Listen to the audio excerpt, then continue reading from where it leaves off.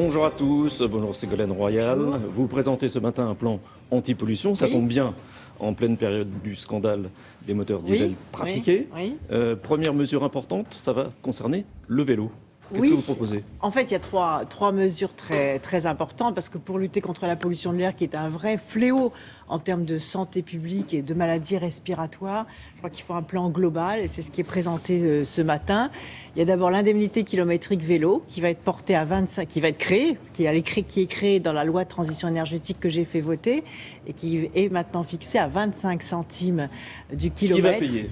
Alors, c'est très simple. Les employeurs volontaires vont pouvoir verser cette indemnité kilométrique vélo de 25 centimes par kilomètre. Donc, ce ne sera pas obligatoire? Ce n'est pas obligatoire, c'est le résultat d'une expérimentation qui a eu lieu sur plusieurs entreprises et qui a été très concluante, puisque plus de 8000 personnes ont repris le vélo à la place de leur voiture pour aller au travail. Donc 25 centimes du kilomètre. Les employeurs qui verseront cette indemnité kilométrique vélo ne payeront pas de cotisation sociale sur cette indemnité, et ceux qui la reçoivent ne payeront pas d'impôt sur cette indemnité. Donc je crois que c'est un signal qui était très attendu en termes de transfert de transport polluant vers le transport propre, et certaines villes d'ailleurs du nord de l'Europe utilisent massivement le vélo pour faire les trajets domicile-travail, et donc je pense que c'est une très bonne décision. J'ajoute qu'il y a maintenant des vélos électriques de fabrication, c'est le gouvernement tout entier, surtout qu'il y a maintenant des vélos électriques de fabrication française, et donc c'est une très bonne décision. La seconde, elle est très importante aussi, c'est la gestion des pics de pollution. Vous savez qu'il y a eu plusieurs difficultés sur la gestion des pics de pollution. Donc là, c'est la circulation alternée. C'est la circulation alternée, mais qui va être beaucoup plus efficace. Qu'est-ce qui change? Alors, ce qui change, c'est que désormais, les décisions pourront être prises dès qu'il y a l'alerte de pollution, et plus seulement lorsque l'on constate la pollution. Donc, elle va être prise beaucoup plus en amont des phénomènes de pollution. Deuxièmement, il y a un comité local qui rassemble des élus locaux, des associations, des citoyens qui donneront leur avis, qui seront informés, qui seront associés à cette décision, puisque cette décision est quand même importante sur la vie quotidienne. Ensuite, il n'y aura plus de variation de ces décisions, puisqu'aujourd'hui, dès que la pollution disparaît, il faut remettre en cause les mesures. Si le lendemain, elle réapparaît, on remet les mesures. Donc, c'est une gestion un peu chaotique. Donc, je modifie, je réforme l'arrêté pour que la décision puisse être prise sur la durée du phénomène de pollution. Et cette commission locale de la qualité de l'air permettra d'associer les élus à cette décision. Et enfin, chaque fois que les élus demanderont une limitation, une réduction de la vitesse de circulation, ils l'obtiendront. Et pour éviter l'arbitraire de la circulation alternée, je mets donc en place les certificats de qualité de l'air sur les voitures avec des couleurs différentes. Alors, ce que j'ai décidé, c'est de ne donner que les certificats des voitures non polluantes. Donc, le certificat vert pour la voiture électrique. Ensuite, vous avez les certificats... Attendez, on ne voit pas là. On va bien le montrer à la caméra qui est là. Donc, voilà. Donc, ce sera les certificats de qualité de l'air qui seront C'est sur le les voitures. retour à la pastille verte? C'est la pastille verte, bien sûr. C'est pas seulement, c'est beaucoup plus précis, puisque vous avez 3 catégories ensuite de véhicules les moins polluants. Le mauve pour les véhicules les moins polluants, le jaune et le orange, en fonction de la date d'achat du véhicule. Donc vous voyez par exemple, les voitures oranges sont les voitures diesel qui ont plus de 10 ans, ou les voitures essence qui ont plus de 18 ans. Là, ce sont les voitures les plus récentes. Là, c'est dans l'entre-deux. Les calicots les certificats plus polluants qui étaient prévus ne sont pas mis en circulation.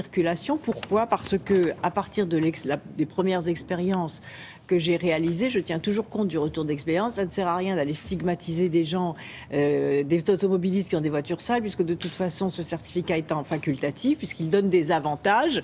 Je veux de l'écologie uniquement positive, c'est-à-dire pour encourager les gens. Et par exemple, en milieu rural, ça n'aurait pas de sens de stigmatiser les personnes, les automobilistes qui n'ont pas les moyens de changer de voiture pour l'instant, puisqu'il n'y aura pas de circulation alternée en milieu rural. J'ai donc décidé de ne mettre sur les pare-brises des véhicules que les certificats de qualité de l'air positifs qui donneront droit aux zones à circulation restreinte. Et puis les maires pourront aussi créer, puisque c'est prévu dans ma loi de transition énergétique, d'autres avantages aux voitures propres, c'est-à-dire on ne fait que du positif pour encourager les automobilistes à rouler propre. Et j'ajoute également qu'est décidée la reconduction du bonus de 10 000 €, je le dis bien 10 000 €, pour abandonner un vieux diesel et pour acheter un véhicule électrique. Justement, à propos de diesel, Est-ce que les constructeurs français sont concernés par le scandale ? Eh bien, comme je l'ai annoncé, nous allons faire des contrôles inopinés sur une centaine de véhicules. Je me rends demain à Montlhéry, dans le centre de contrôle de la pollution des véhicules. Je vais faire une démonstration de la façon dont on va procéder à ces contrôles.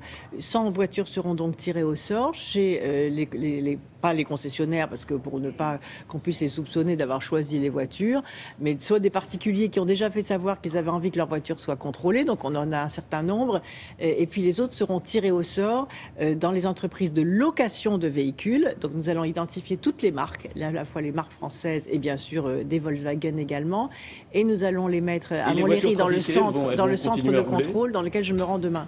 Les voitures trafiquées, elles vont continuer à rouler normalement ? Ah ben, écoutez, elles vont pouvoir être indemnisées. Les propriétaires vont pouvoir être indemnisés par les constructeurs. D'ailleurs, il y a beaucoup de plaintes qui ont été déposées pour la tromperie qu'ils ont subie. Juste une question. On apprend que Barbara Pompili quitte Europe Écologie Les Verts. Ça vous surprend ? Je n'ai pas de commentaires à faire. Non ? Pas de surprise ? J'ai pas de commentaires à faire. Et quand les Verts je suis au travail pour essayer d'améliorer la santé des Français en luttant contre la pollution de l'air, donc j'ai pas du tout eu le temps ni de prendre connaissance de cette information. Et quand les Verts justement disent qu'il faut supprimer le diesel, qu'est-ce que vous leur répondez ? Je pense qu'il faut réaliser d'abord que le diesel a fait beaucoup d'efforts en termes de lutte contre la pollution, et que on peut concilier le développement économique et la protection de l'environnement. Et au contraire, pousser les constructeurs à faire encore des efforts, je crois que c'est important, tout en favorisant bien évidemment l'achat de véhicules plus propres. Merci.